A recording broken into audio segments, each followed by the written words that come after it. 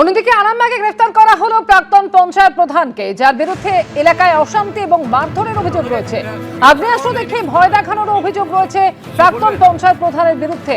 অভিযুক্ত প্রাক্তন পঞ্চায়েত প্রধান আব্দুল আজিজ খান ওরফে লালটু 2018 থেকে 2023 সাল পর্যন্ত লালটু হরিণখোলা 1 নম্বর পঞ্চায়েতের প্রধান ছিলেন। বিভিন্ন মহল থেকে শোনা যাচ্ছিল অফ ক্যামেরা।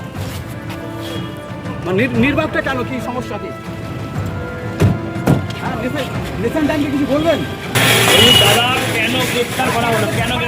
কলকাতায় আরো এক প্রাক্তন তৃণমূল কাউন্সিলরকে গ্রেফতার করা হলো।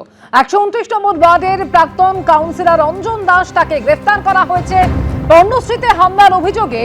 রবীন্দ্রনগরের বাড়ি থেকে প্রথমে তাকে আটক করা হয় এবং তারপর দফায় দফায় জেরা করা হয়, আর তারপরই গ্রেফতার করা হলো এই তৃণমূল নেতা। তাকে গ্রেফতার করা হয়েছে এবং ধৃত তৃণমূল নেতা অঞ্জন দাসের স্ত্রীও প্রাক্তন তৃণমূল কাউন্সিলর। 2020-তে বিজেপি কর্মীর বাড়িতে হামলার অভিযোগ ওঠে। বিজেপি কর্মীর অন্তঃসত্ত্বা পুত্রবধূর উপরেও হামলার অভিযোগ ওঠে। কলকাতায় এবার আরো এক প্রাক্তন তৃণমূল কাউন্সিলর গ্রেফতার।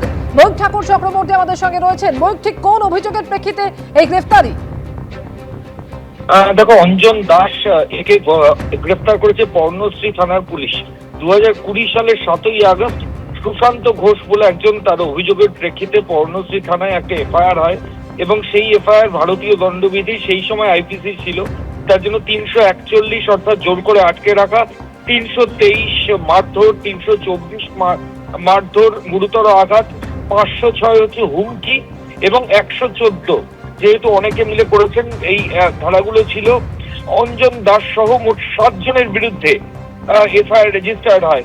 এরপর 15ই জুন 2021 তারিখে এটাকে mistakes of fact report, final report জমা পড়ে যায়। এরপর 2026 সালের 31শে মে অভিযোগকারী সুশান্ত ঘোষের স্ত্রী বিজয়া ঘোষ মামলার পুনঃতদন্ত চেয়ে আবার পর্ণশ্রী থানায় আবেদন জানান।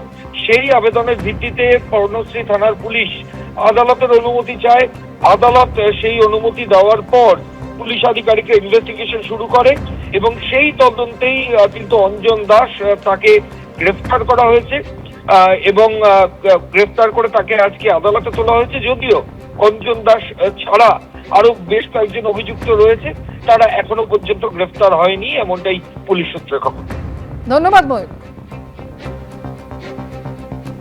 উনি যেহেতু বিজেপি প্রেসিডেন্ট, বুথ প্রেসিডেন্ট ছিলেন বলে আমাদের বাড়িতে দীর্ঘদিন ধরে ফোনের পর ফোন হুমকি করতো। আমাদের বাড়িতে দল বল মিলে প্রায় আমাদের ওখানকার যিনি কাউন্সিলর 129 নম্বর ওয়ার্ডের প্রাক্তন কাউন্সিলর অঞ্জন দাস, ওনার আরো যা চেলা চামুন্ডা আছে যাদের কথা তৃণমূলের গুন্ডা বাহিনী আমার বাড়িতে 30 থেকে 40 জন মিলে অ্যাটাক করে।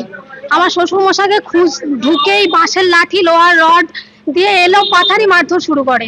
সরকার বদলালো, আমরা বুকে সাহস পেলাম, আস্থা পেলাম। হ্যাঁ, আজকে সেই অভিযোগের ভিত্তিতে অ্যারেস্ট করেছে। এবিপি আনন্দ, এগিয়ে থাকে, এগিয়ে রাখে।